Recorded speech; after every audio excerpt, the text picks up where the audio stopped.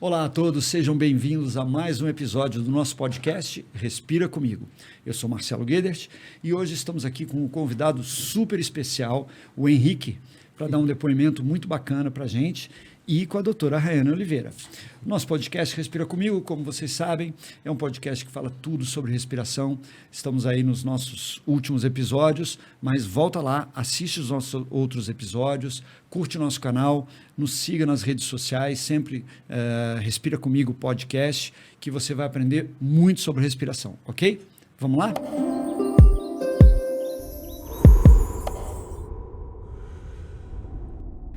Bom, como eu falei antes, hoje nós temos um convidado especial aqui, o Henrique, porque vamos fazer mais um episódio com um depoimento real de um paciente que fez uma cirurgia, que fez um tratamento, que melhorou a sua respiração. E hoje a gente vai conhecer do Henrique como foi a experiência dele. Não é isso, Henrique? Tudo bem? Tudo bem.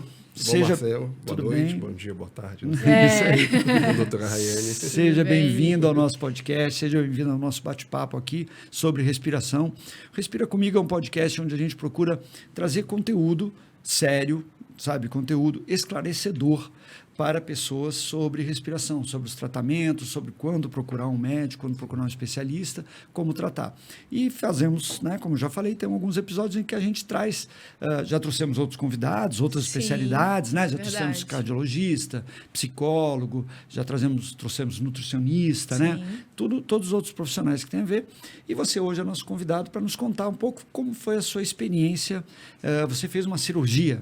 Sim, fiz uma cirurgia de tecidos moles, né? Isso, exatamente. Tirou bastante coisa que eu nem sabia que existia. Nem sabia que estava lá? Nem sabia que estava lá. Faz muito tempo, Henrique? Foi julho, 20 de julho, 21 de julho. Então, isso, já estamos aí quase com 3, 4 meses. 3, 4 meses, sim. Nossa, muito recente, bem então. Recente, bem recente, 3, 4 meses, 3, que 4 bacana. meses, Então vamos lá, vamos começar do começo. Como é que por que você decidiu operar? Como é que era a sua vida antes da cirurgia? Por que você chegou a decidir fazer esse tratamento? Assim, desde que eu me entendo por gente, eu sou respirador bucal, né? Eu era, sim. né? Era. Isso vai acabar.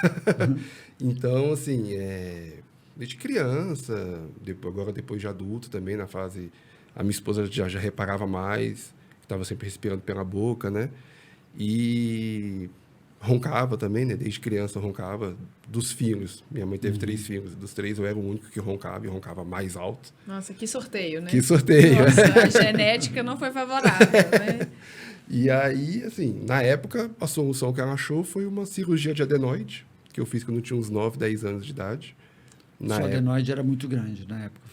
Sim, era grande, era considerável. E na época eles decidiram tirar só a adenoide, decidiram não mexer com amígdalas. Certo.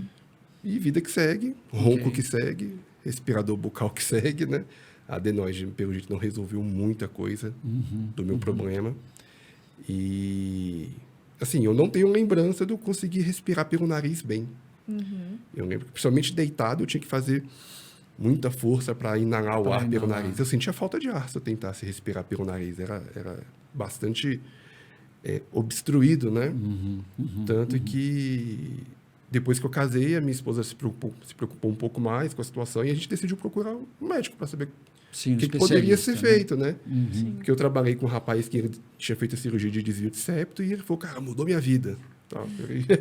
Tava tentando converter as pessoas para Nossa, já pensou, né? Uma seita da otorrina, tá falando assim, olha, então, a gente tá fazendo um monte de pessoas que estão pregando o evangelho da otorrinolaringologia, né? Que o desvio de septo muda a vida, a cirurgia. Olha, mas eu não sei se eu falei em algum episódio, mas eu fiz uma cirurgia em 2011 de desvio de septo.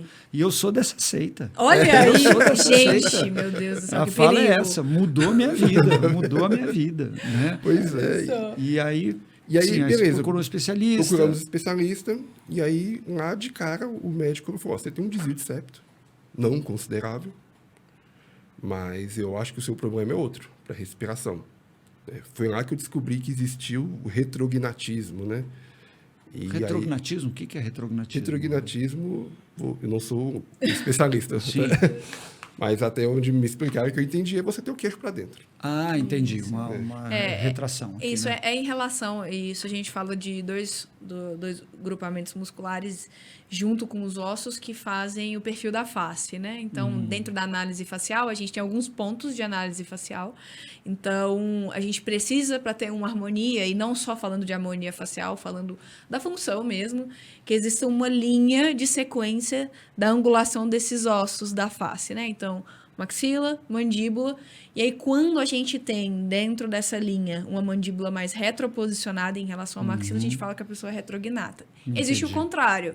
A pessoa que tem a mandíbula anteriorizada, então ela é prognata. Então, ela tem uma mandíbula para frente. Perfeito. Que é o que a gente fala que é classe 3, né? A pessoa que tem assim. Entendi. Então, qualquer assimetria que tenha do fechamento, da oclusão, a gente pode caracterizar de acordo com essa angulação. É basicamente isso. Né? Certo, certo. E aí você fez uma polissonografia? Exatamente. Aí o doutor que me atendeu, ele me encaminhou para... procura um buco maxilo, né? Para ver se é isso mesmo e tal. Porque, assim, septo não é o seu problema, não é o que te atrapalha a respirar. Tem um desvio, mas não é um grau elevado, Meu né? grau elevado. E aí, na época, ele até falou, você tem umas carninhas inchadas aí, né? Eu nem lembrava que o nome dessas carninhas, me passou um remédio para dar uma acalmada e ajudou. Ajudou bastante. Uns pólipos. Acho que os cornetos Cornetos. dele eram bem inchados. Depois que eu fui descobrir que essas carninhas se chamavam cornetos, né? Certo. E aí, beleza. Isso foi lá para 2015, 2016. E aí, nesse período, eu fui em 2 bucomaxilos, os 2. Cara, você tem que fazer ortognática. E, assim, depois de um tempo que eu fui lembrar que eu já conhecia 2 pessoas que fizeram essa cirurgia. Um que era prognata e outro que era retrognata. E, assim, os 2...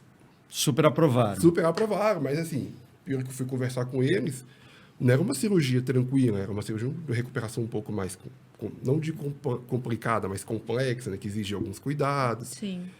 E fica naquela preguiça, né? Aquela coisa, cara, essa cirurgia é pesada, não sei se eu faço, não sei se... E o tempo foi passando. É, porque você levou muito tempo, 2015, 2016, até agora exatamente. 2023, e nesse né? meio 8 tempo, anos eu acho que eu fiz umas 5, 6 polisssonografias. Não, e é engraçado, e aí contando porque... Fiz parte desse acompanhamento, né? Como eu estava lá, acompanhou o lá Henrique, com o Diderot, né? Então, ele não está aqui para contar, então eu vou fazer o papel Claro, dele, faz o né? papel dele, faz o papel dele. Você não pode roncar igual a ele, né? Você Não, começa a Deus me roncar no livre, microfone aqui. Não vou mostrar, não sei Ele está no meio imitar. da fala, ele começa... Não sei fazer essa sonoplastia, mas assim, o que era interessante é que existia uma certa alteração das polissonografias que o Henrique trouxe pra gente.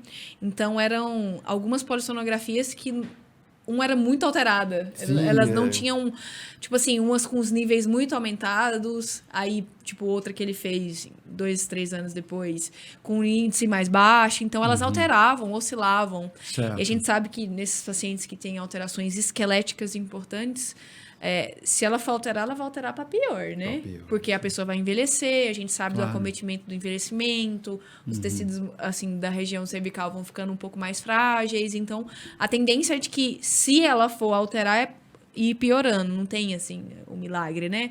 Por exemplo, ele tinha um índice de 61, que já seria uma apneia grave, e em outra ele fez 8. Então, assim, algo estava errado, talvez. E aí, assim, entra a parte de qual polissonógrafo que fez, em que clínica que fez, como que foi a noite do sono dele dentro da clínica, se o exame foi um exame eficiente, que são parâmetros que a gente leva em consideração para poder saber se a gente pode confiar ou não no resultado desse exame, né? E que bom que existem eles, né? Então, tem esse fato curioso, né? Sim. E nesse processo você fez vários, a gente conseguiu comparar e viu que esse que estava muito elevado, ele estava sozinho, né? Não tinham tantos que eram tão elevados quanto esse. A média ali sempre dava entre 20 e 30, né? Exatamente. Mas teve esse de 60, que foi exagerado. Sim. Isso é o número de apneias por hora. Por hora. O índice isso. de apneia Isso, só esclarecendo aí para vocês. A apneia gente já por tem um hora. episódio sobre isso, viu? Assiste lá. E aí continua. Você, por exemplo, você tinha sintomas diurnos, você ficava muito cansado durante o sim. dia porque você não dormia durante a noite. Acordar cansado era a minha Rotina. rotina. Nossa. Dormia cansado e acordava cansado. Aquele sono leve, né? Picado. Sim. Então já não estava tendo tanta uma qualidade, Não, né? tipo, Já... Durante muito tempo eu só conseguia dormir do lado esquerdo. Se eu dormisse do lado direito ou de barriga para cima, eu ia roncar com certeza. Sim. E Isso me por conta... causa da questão anatômica, né? Sim, provavelmente. Depois você conheceu o Diderot, foi Pois indicado. E aí eu tive um otorrino que a gente já vai há algum tempo também, o doutor Sebastião Rocha. Sim. E desde 2020 ele fala, vai no Diderot. Diderot vai ser o cara que vai te ajudar, que vai te auxiliar. Cara, é um problema que eu tenho com o médico e com o tratamento. Espero até o último momento. Né? E aí, começo desse ano, ele estava mal da garganta, essas coisas de novo. Até porque o outro problema que eu tinha era amidalite de 2, 3 vezes no ano. Respira muito pela boca, né? Sim. Aí entra muito... Com certeza, acaba tendo contato ali, a secreção fica mais espessa, acaba proliferando, o ar não chega filtrado, né? De uma irritação, vira substrato, as bactérias que estão ali acabam se aproveitando e viram uma amidalite. Junto com o refluxo que tem, Sim. aí vira aquela bagunça toda. Chegou na hora que a vida estava difícil. Você aí falou, cara, tá muito difícil isso aqui. Aí numa dessas amidalites, né, conversando com o doutor Sebastião sobre ortognática, essas coisas, e ele falou, cara, seus cornetos são muito grandes, sua amígdala é muito grande.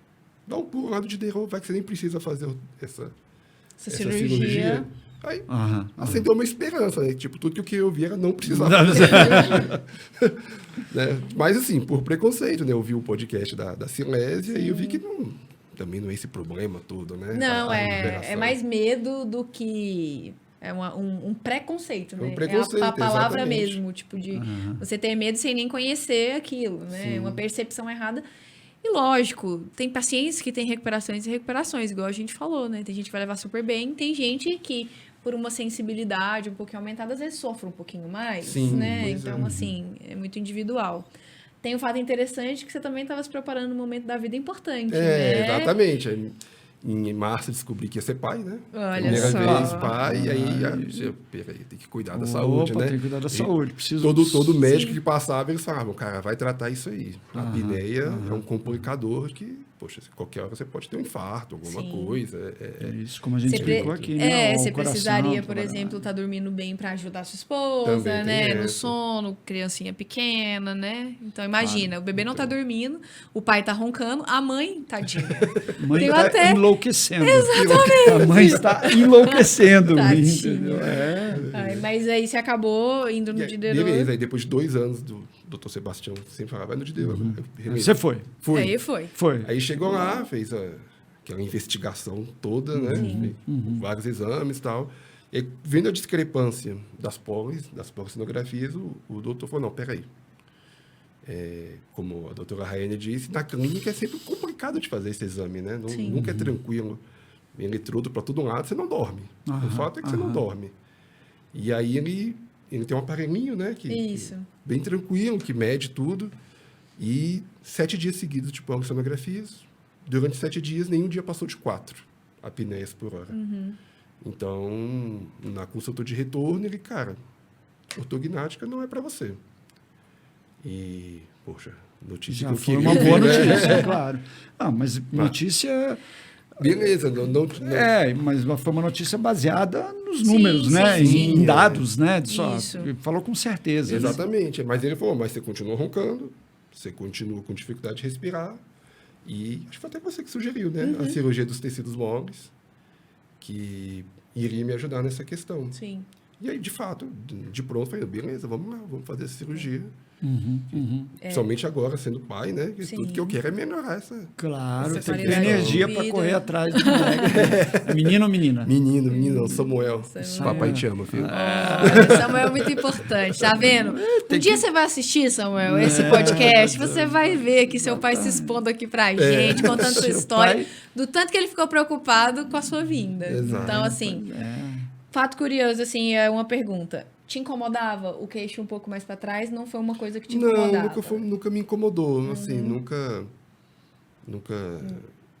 Porque eu lembro que o Diderot te falou, né, que poderia ser uma opção, se fosse uma cirurgia pensando na estética, porque aí entraria, sim, né? Sim, mas que não traria, talvez, não seria o objetivo, porque os exames, né? E aí a gente mostrava que ele tinha uma apneia leve a moderada. Aham. Então, e essa modalidade de polissonografia que o Henrique fez foi um tipo de polissonografia tipo 4, que a gente já tinha falado em outros episódios. A gente tem os tipos de polissonografias, e como ele já tinha, e aí a gente indica, por exemplo, uma primeira avaliação com a polissonografia, às vezes, habitual, que seria tipo 1, porque ela vai ver atividade encefálica, vai ver tônus de músculo, algumas coisas que podem levar o nosso diagnóstico para outros tipos de doença, parassonia, algumas outras coisas. Quando a gente está falando de ronco mesmo, e aí tinha essa discrepância dos exames, na polissonografia tipo 4, a gente consegue ver, escutar, porque ela tem um microfone ali que a gente consegue avaliar o ronco do paciente, né? Diagnosticar se tem apneia ou se tem só o ronco primário mesmo. E ver qual que é o nível dos índices de apneia com dessaturação. Então, quantas vezes ele teve realmente essa apneia com queda da dessaturação e aumento da frequência cardíaca. Perfeito. Então, no caso do Henrique... Baseado no resultado... Baseado no resultado, o que foi indicado, né? A cirurgia de tecidos moles, né? Que é amplo, mas o que foi feito na cirurgia do Henrique, estávamos lá, né? Nesse momento que a pessoa fica tão vulnerável ali na nossa mão. Mas foi feita a correção do desvio de septo, diminuição dos cornetos, né, que é a turbinectomia. Foi feita a amidalectomia, retirada das amígdalas, e foi feito o palavrão do otorrino, né, uvo-palato-faringoplastia, que seria uma expansão do palato para melhorar. É o que o General fala, ele não está aqui para falar, eu vou me apossar disso, é uma cirurgia para desentupir tudo, né? Então, rapaz, sua vida mudou então. Sim, rapaz. Sua vida mudou então, virou outra coisa aí depois disso aí, porque liberou os caminhos, saiu de uma estrada de mão dupla para um eixo monumental. Exatamente. Aí, não, estrada de mão dupla não, era uma vielinha, né? Como que foi seu pós-operatório? Super tranquilo. Assim, né? porque o pessoal tem Super medo, né? tranquilo. A amígdala, que a gente fala, e a gente precisa falar pro paciente com a cirurgia que dói. Você sentiu muita dor? Não Assim, senti? a amígdala foi não chegava a ser aquela dor que eu imaginei que fosse, que todo mundo falava, cara, vai doer demais. Tal. Mas assim, senti uma dorzinha. Teve um remédio que eu não me dei bem, que foi o Tramal, né? Que ele é um remédio para dor, né? É um pouco mais forte, né? E aí eu entrei em contato com o doutor e ele me passou um outro remédio que, pô, batata. Não estava me dando os efeitos que o Tramal estava dando, mas estava sendo até mais eficiente que o Tramal. Então isso ajudou bastante a eu não sentir dor. Sim. Né? Mas quando ela vinha um pouquinho aguda, mas isso foi na primeira semana. Sua alimentação foi mais líquida? Primeira pastosa? semana líquida, segunda semana pastosa ou uma coisinha já logo. E depois da segunda semana... Já estava comendo já de tava- tudo. Tava assim, meio receoso, né? Mas já tava tranquilo. Muito bem. E agora, 4 meses depois? Mas agora tranquilo. Como é que tá Eu lembro o que- seu sono? Como é que tá a sua disposição? Nossa, seu eu sinto que eu cansaço? tenho dormido bem melhor. A esposa tem reclamado. Não tem reclamado. nunca mais eu recebi aquele amorzinho. Deixa Nossa. eu te virar de lado Deixa eu aqui te para ver virar. se para de Engraçado roncar, é que né? ela deve ser uma pessoa de uma paz de espírito, né? Porque ela é por quê? muito tranquila, né? Ela só tá ali no amorzinho. Porque os pacientes já chegam falando assim, tem tanto tempo que eu tô arrancando na cabeça dessa mulher que ela já me dá cotovelada, Isso, dá não, já chute, teve- pelo amor de Já Deus. teve paciente que chegou aqui e disse que fica com a costela roxa de levar cotovelada. Assim, eu tomava todo o cuidado para sempre dormir do lado esquerdo, né? Ali para não... Você que já era tinha essa... eu já estava acostumado de muito tempo a dormir nessa posição que não roncava. Então, E hoje, às você vezes, dorme eu- em qualquer posição? Nossa, hoje eu acordei reparando que tem uma semana que eu durmo do lado direito. Olha só. Olha Não que vai. bacana. Não, e é engraçado que eu vou deitar, aí eu tô com a boca aberta. Aham. Eu falei, não preciso mais estar com a boca aberta. Aí eu fecho a boca e... E É consegue- libertador. Eu lembro a primeira vez que realmente eu senti o ar entrando lá no consultório, que tira aquele silicone que fica O no nariz, splint. né? Splint. Aquele negócio que você não acredita que aquilo cabe dentro do seu Cabe no meu nariz. O Marcelo Desse já passou tamanho, por assim, isso. Já passei por isso. Quando a gente O tira, dedo você quase. fala, rapaz, isso aqui estava dentro do meu nariz. E é engraçado que você... Nossa, então é assim que respira. Essa é a sensação, né? Isso é muito engraçado falar sobre essa... Você falou que às vezes você tá de boca aberta e você percebe que tá de boca aberta. É muito engraçado que esses pacientes que são respiradores bucais desde a infância, né? Eles acabam desaprendendo como que é respirar pelo nariz. Claro. E às vezes, lógico, isso é uma coisa que inconscientemente, e às vezes conscientemente o Henrique tá fazendo, que é se policiar, né? Tá ali, opa, vou fechar a boca, que agora a via está aberta, eu posso respirar pelo nariz, existem algumas terapias da parte da fonoaudiologia e às vezes da fisioterapia que ensinam a pessoa a respirar, né? Então, assim, quando a gente falou no episódio das crianças, que às vezes tem mãe... E, gente, tem umas coisas muito bizarras, que colocam adesivos na boca da criança para tentar manter a boca fechada, mas sabe que às vezes tem um adenoide lá atrás que é muito grande, então, assim, é perigoso, mas existem exercícios que ajudam, auxiliam nessa reeducação da respiração, né? De que realmente você vai... voltar a passar o ar pelo nariz e parar de abrir a boca, porque às vezes é vício.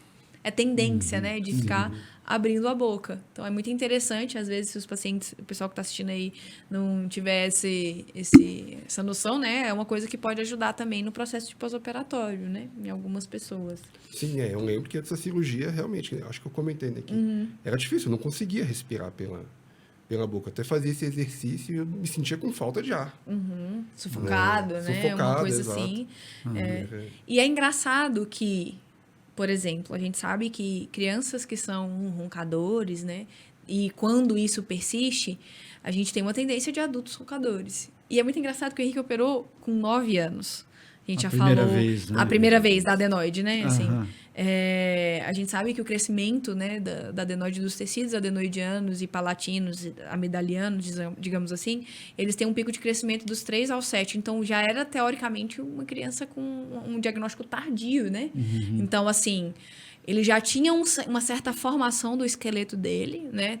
Tanto da expansão da maxila, quanto do crescimento da mandíbula. E talvez, esse diagnóstico talvez foi um pouquinho mais tarde, e a gente já tinha comentado aqui em outros episódios, de que antigamente as pessoas tinham receio de operar. Então, às vezes, retardavam um pouco do diagnóstico, deixavam, não, vamos acompanhar, vamos ver. E às vezes operava tarde, e aí operava, às vezes, também parcialmente, tirava só adenoide, não fazia a abordagem da adenoide da amígdala, acabavam gerando algumas consequências que talvez ficariam a vida adulta. Não tem como dizer especificamente que, é por conta disso, mas a gente observa essa tendência, né?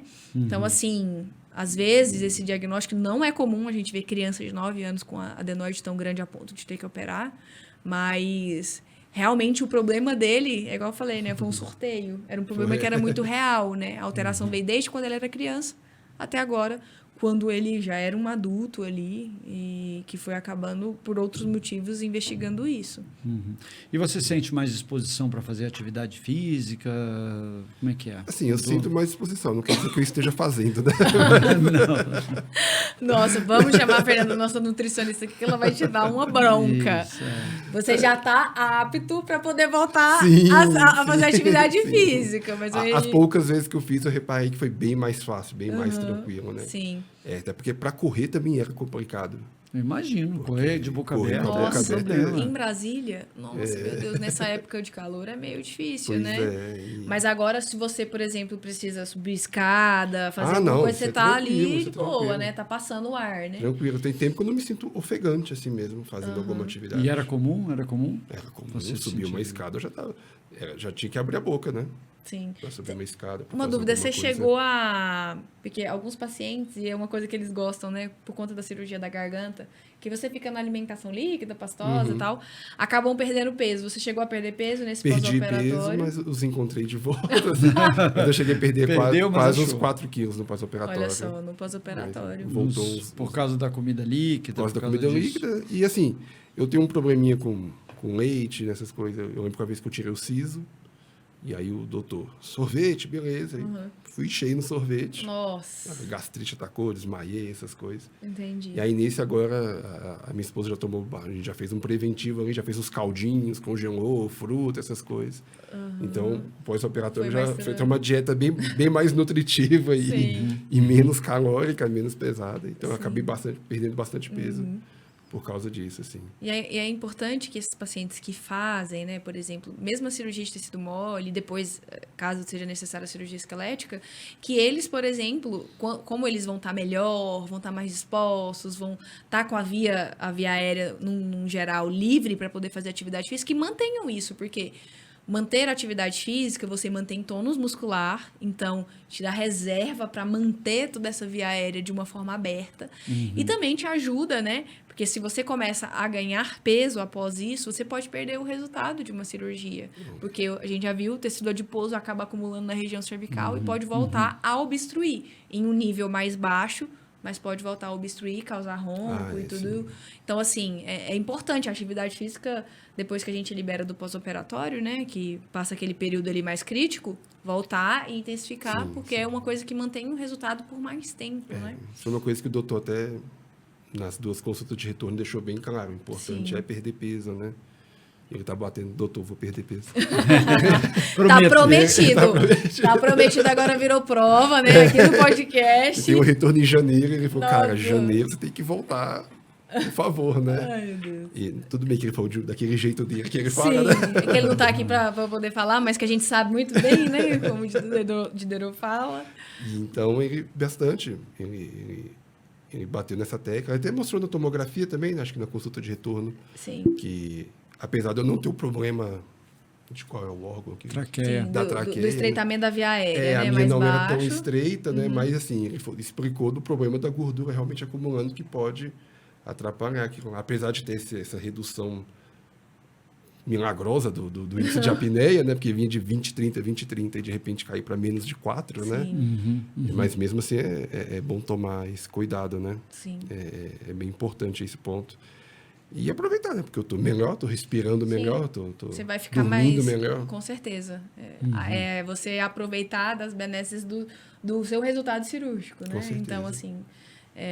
e é isso daí, manter, né, o resultado por mais tempo para poder curtir mais tempo, o filhão. Maravilha. Maravilha, Henrique. Poder correr atrás. Muito obrigado pelo seu depoimento, muito bacana. É muito interessante o caso, né, que você achava que teria que ser uma cirurgia esquelética, né? Sim. E aí, né, diz, não vai, a questão não é anatômica, né? É uma cirurgia de partes moles, né?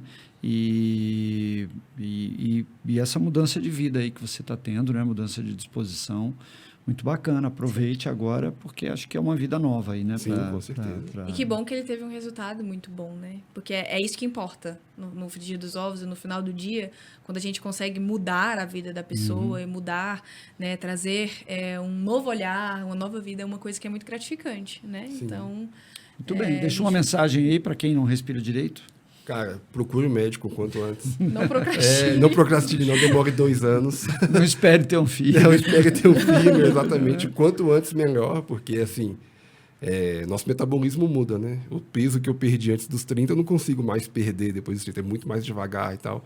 Então, se eu tivesse feito essa cirurgia lá atrás, com certeza, esses últimos 10 anos teriam sido bem diferentes. E, assim, não é brincadeira, cara. Sono é remédio, né? Sim. Não digo nem remédio, né? Sono é preventivo, então não é de se brincar, não demore tanto. O tratamento existe, nem sempre é o pior, né? Exato. Claro. Pior, entre aspas. Né? Devo dizer. É isso. Muito obrigado. Alguma mensagem final? Não, acho que é isso daí, né? É muito bom trazer os pacientes aqui, para trazer esse relato para as pessoas que estão aí assistindo a gente, para ter essa noção, lado de cá, né? Às vezes é igual o Henrique falou, não é uma coisa tão pintada de ruim como as pessoas imaginam. Então, é mais um relato aí de um paciente que topou, que veio. Obrigada, Henrique, por você ter vindo. A gente tentou, né? Vamos fazer muito tempo, que bom que deu certo. Vamos fazer a última pergunta que a gente faz para os nossos convidados sempre. Faça aí. Todo convidado que a gente vem aqui, a gente faz uma pergunta. Nós fazemos um programa sobre respiração, a gente sempre pergunta. Apesar que eu acho que eu sei qual vai ser a resposta dele. O que é que tira o seu ar? Hoje em dia, na época, antes, há 6 meses atrás, era o corneto, eu sei. Mas hoje, o que é que te deixa sem ar? Isso é amplo, tá? Pode ser em qualquer coisa. Qualquer âmbito da sua vida, né? Já saiu de tudo aqui. Já. Eu sou cristão, cara, que eu acredito bastante em Deus. Aí confesso que eu me preparei para a pergunta. Eu vi o podcast. Não vale. Mas vale. A gente tem que mudar. Na próxima temporada, que a gente já está no final dessa. Sorteio. Na próxima temporada, a gente vai criar várias. Sim, vamos fazer uma roleta. Aí você põe aqui a roleta e deixa ela rodando, aí você vai sortear na hora a pergunta. Mas se ele pensou, eu acredito que a gente conhece, acaba conhecendo os pacientes, tendo esse certo tipo de convívio. Eu sei que ele deve ter pensado, mas que vai ser uma coisa que eu acredito na honestidade do Henrique. Assim, na Bíblia tem um versículo, Salmo 84:10, que fala: mais vale um dia na presença de Deus do que 1000 em outro lugar. Então, o que tira meu ar é estar na presença de Deus. Ai, realmente, que bacana. Um minutinho ali na presença de Deus é de tirar o fôlego mesmo. É isso aí. Parabéns. Profundo. Eu achei que você que era seu filho. Que também, daqui um dia ele tá chegando aí. Às vezes, pensar que ele tá chegando e tira o ar também. Mas um filho, estar com um filho é estar na presença de Deus também. Sim, com certeza. Exatamente. Né? Estar com um filho é estar na presença de Deus. Então, é isso aí. Muito obrigado. É isso. Muito obrigado a você que nos assistiu. Mais um episódio. Fica com a gente, né? Compartilha esse episódio, compartilha os outros episódios com seus amigos, com seus familiares, com pessoas que estão vivendo uma situação semelhante ao que o Henrique viveu, e o Henrique acabou de nos apresentar a solução dele, como a vida dele ficou legal, e é isso. Fique com a gente, clica ali no sininho, siga nossas redes sociais, a gente está no Instagram, a gente também tem uma comunidade no WhatsApp, onde você recebe lá o comunicado sempre que a gente publica alguma coisa nova.